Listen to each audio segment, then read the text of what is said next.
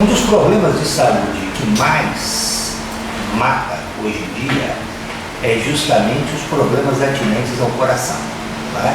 E eu me refiro particularmente aos problemas decorrentes do entupimento das artérias que irrigam o coração. Então nós sabemos que todo órgão ele se mantém vivo em função do fato de que uma artéria aporta para as células desse órgão, para os tecidos desse órgão, uma quantidade de nutrientes, aí incluindo sais minerais, vitaminas, hormônios, né? Íons, quer dizer, uma série, e muito principalmente o oxigênio. Toda vez que isso é impedido de chegar às células, que isso é impedido de chegar aos tecidos, nós temos um padecimento parcial ou total daquele órgão ou daquele tecido, daquela célula. E, consequentemente, se esse problema se mantiver, nós podemos ter uma interrupção importante do aporte de oxigênio, e isso vai ocasionar uma chamada uma hipóxia e, consequentemente, uma necrose futura.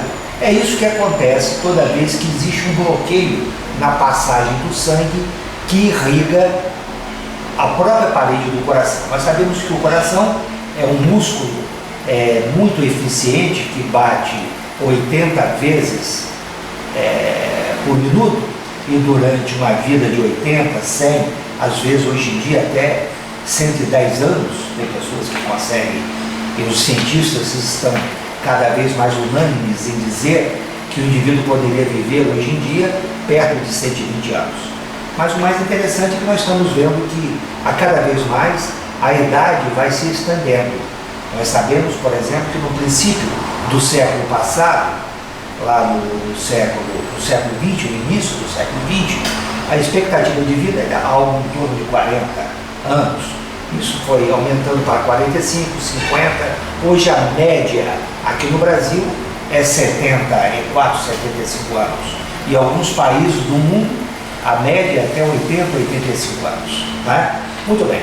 Mas o interessante é você viver essa quantidade de anos toda com uma vitalidade das funções, uma potencialidade. Né? Então, para isso que a gente tem que fazer os exercícios, tem que cuidar da alimentação, nós temos que nos proteger contra os excessos de estresse, né? Temos que manter o nosso peso, temos que evitar os abusos alimentares, abusos alcoólicos, e evitar principalmente os tóxicos, e viver naturalmente o mais longe possível dos processos de poluição. Esses dias mesmo eu viajei para a praia, e uma praia onde eu nasci, do Espírito Santo, a Praia da Costa, apenas para citar um exemplo, e me ocorreu duas coisas muito decepcionantes. Primeiro, que o ar lá de Vitória estava extremamente poluído, e é muito gostoso você ficar a passar depois do sol, né? Eu não suporto muito a exposição solar, então lá para as 6 horas eu com minha mulher sentada no banco da praia com aquele ventinho no rosto, aquilo é muito agradável. Só que lá não estava tão agradável assim, porque eu sabia que aquele vento, além de trazer o oxigênio, que deveria ser 100% puro, pois estava vindo do mar, esse vento estava carreando minério de ferro. Então a gente ficava um pouco lá na exposição de frente do mar, e com aquele vento, de vez em quando a gente passava e sentia aquela fuligem própria do vento carregado de minério de ferro. Isso é uma lástima. E o segundo ponto que eu vi me causou espécie e me causou decepção também foi as placas anunciando da impropriedade do mar em vários setores da Praia da Costa. Quer dizer, um impedimento, avisos impedindo, aconselhando as pessoas a não entrarem no mar, porque aquela região ali perto dessas placas que anunciavam a interdição da praia, essas placas acusavam a poluição da água do mar. Naturalmente, essa poluição, não sei se era vindo da Samarco, e acredito mais que não seja dessa poluição do Rio Doce, e sim poluição decorrente do não tratamento desses esgotos, né? Poluição através da passagem para o mar dos esgotos não tratados, muito próprios aqui no Brasil. Então, vocês veem que nós temos, para preservar a saúde, nós temos que atentar a tudo, ao ar que nós respiramos, à água que nós bebemos, ao banho que nós tomamos, e até a coisas que nos fogem até da imaginação, por exemplo, a água do mar contaminada. Eu que sou ali praiano, e eu que vivi a vida toda ali, fazia gargarejo com aquela água, hoje eu estou impedido de fazê-lo em função do fato da contaminação exagerada por materiais fecais. Se aquela água for examinada, naturalmente nós vamos encontrar partículas ou colônias bacterianas, notadamente de Escherichia coli, que são germes patognomônicos certos presentes nos materiais fecais, né? Mas voltando ao que a gente estava falando, então os problemas cardíacos, eles são bastante frequentes e são bastante perigosos também. Quantas pessoas nós não conhecemos e no nosso dia a dia, na nossa cidade, na nossa rua, na nossa comunidade, que não padecem de problemas de coração, e às vezes muitos deles já tiveram infarto, muitos deles já tiveram mais do que um infarto, muitos deles já foram operados do coração, fazendo aquela chamada ponte de safena, ou hoje em dia esses procedimentos menos invasivos, por exemplo, também invasivo, mas menos invasivo do que aquela cirurgia de ponte de safena ou ponte de mamária, que seria a intromissão, a colocação de um stent, que é uma molinha dentro do segmento arterial obstruído, para proporcionar uma abertura do fluxo, uma permeabilidade arterial, né? Então, o infarto, ele mata, muitas vezes mata porque o indivíduo infartado, ele vai ter uma arritmia cardíaca, quer dizer, aquela área necrosada, aquela área que ficou privada de oxigênio e de glicose e dos elementos básicos que sustentam qualquer célula, qualquer tecido. Então, pela privação desses elementos, houve um ataque, um padecimento daquele tecido e, consequentemente, dependendo do grau de obstrução e do grau de privação, houve uma privação de oxigênio com consequente necrose. E é isso que nós chamamos de infarto. E o infarto, ele acontece, muitas vezes, ele principia com a dor, essa chamada dor anginosa, ou dor da angina, essa dor característica do sofrimento do músculo cardíaco, que nos homens, geralmente é uma dor do lado esquerdo, na região pré-cordial, isso significa aquela região localizada mais ou menos na área esquerda do tórax, perto da região mamária, e que muitas vezes se irradia para o pescoço, para a face lateral do pescoço e também para o braço esquerdo, principalmente para a face ulnar, face radial e face ulnar do braço. Isso é muito típico. Muitas vezes é uma dor de intensidade média e às vezes intensa, que é necessário muitas vezes o indivíduo ser tratado através de morfina, que é um dos analgésicos mais potentes que a medicina detém ainda, né? E dependendo dessa área afetada do coração, nós temos que pode haver uma arritmia cardíaca. E essa arritmia cardíaca, principalmente aquelas chamadas arritmias ventriculares, quando acontecem nas partes inferiores do coração, chamados ventrículos, essa arritmia é o que se diz normalmente de parada cardíaca. Na realidade, o coração, ele não para, o coração ele fibrila, e nessa fibrilação, né, não é uma movimentação, uma contração e um relaxamento sincronizado, e essa fibrilação não permite um fluxo competente, né, de sangue. E é isso que nós chamamos de fibrilação ou a parada cardíaca. Na realidade é uma arritmia ventricular, né? Isso é potencialmente grave, isso muitas vezes é letal, isso é mortal, e isso tem que ser tratado por uma equipe acostumada a esse tipo de problema, e muitas vezes o indivíduo é transportado para uma unidade de tratamento intensivo, coronariana, né? Quer dizer, afeito a esse tipo de prática, né?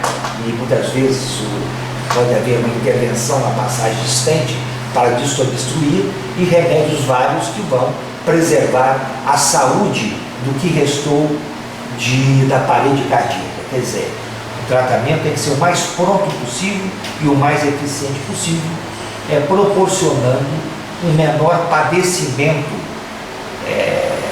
da musculatura cardíaca, né? E indivíduos que vêm fazendo ou que fazem infartos de repetição, eles têm um prejuízo, uma fibrose dessa musculatura cardíaca e um prejuízo futuro na contração dessas paredes cardíacas. Muitos deles evoluem com a chamada insuficiência cardíaca, que também é um problema de grave solução, de difícil solução, tá? Muito bem. Mas o infarto, eu falava que acontece justamente por uma diminuição do fluxo de sangue que passa por uma artéria essa que vai às chamadas coronárias, coronária direita, coronária esquerda, enfim, e seus ramos, né, que irrigam, que levam sangue e elementos nutricionais para toda a musculatura cardíaca, né? Isso pode ser privado, pode ser impedido por uma contração. Muitas vezes a pessoa é extremamente ansiosa ou afeita a esse tipo de problema, pode ter uma contração, não é? Um espasmo arterial que possa vir a levar a um prejuízo de fluxo, né? Mas na maioria das vezes isso é ocasionado por entupimento no interior da artéria. Quer dizer, imaginemos a artéria como se fosse um cano, e ali no interior do cano um entupimento. Aquele entupimento nós diremos que é uma placa de gordura ou uma placa de colesterol, e muitas vezes essa placa é calcificada. A isso nós chamamos ateroma, ou da arterioaterosclerose, quando existem focos de entupimento do lume ou da passagem interna dessa artéria, né? E muitas vezes com esse depósito de gordura ali em cima, pode haver uma lesão, né, por um aumento de pressão ou um deslocamento dessa placa. Consequentemente, existe um aumento da produção pelo organismo de substâncias que vão tentar fazer a coagulação do sangue, e um trombo, que é um grumo de sangue coagulado, pode entupir ainda mais a artéria, motivando a interrupção da passagem de sangue e motivando, por assim dizer, esse infarto do miocárdio, né? Então, o infarto do miocárdio vem com a dor, que é chamada angina, e vai depender do grau da complexidade desse entupimento. Se for um ramo muito fininho da artéria que ficou entupida, ou se for um ramo grosso, quer dizer, quanto maior o tronco e quanto maior o grau de entupimento, mais sério vai ser o problema. Isso, como eu já falei, isso tem que ser tratado com uma equipe especializada. Remédios vários vão ser ministrados, entre eles analgésicos, trombolíticos, muitas vezes magnésio, muitas vezes beta-bloqueadores, remédios todos esses ajuizados e utilizados para minimizar ao máximo a possibilidade de um dano maior ao coração, né? O que nós temos que aprender com tudo isso é que o nosso coração é uma máquina e que nós não somos, ninguém é imune a isso. A vida hoje em dia é uma vida muito tensa, nós vivemos a todo momento assoberbados de problema, de encrencas, de dificuldades. Isso aumenta o nosso grau de estresse, isso nos predispõe naturalmente a uma chance maior de termos um infarto, né?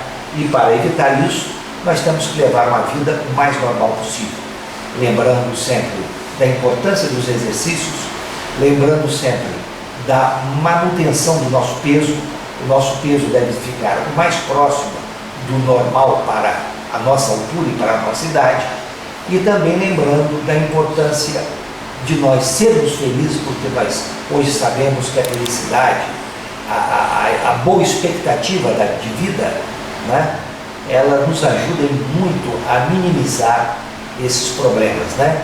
E também lembrando da importância da dieta, né? Privilegiando alimentos pouco ricos em sal, pouco ricos em gordura, nos afastando das gorduras trans, aquelas gorduras dos industrializados, dos biscoitinhos, dos sorvetes, que essa gordura é de difícil metabolismo e vai entupir demais essas nossas artérias.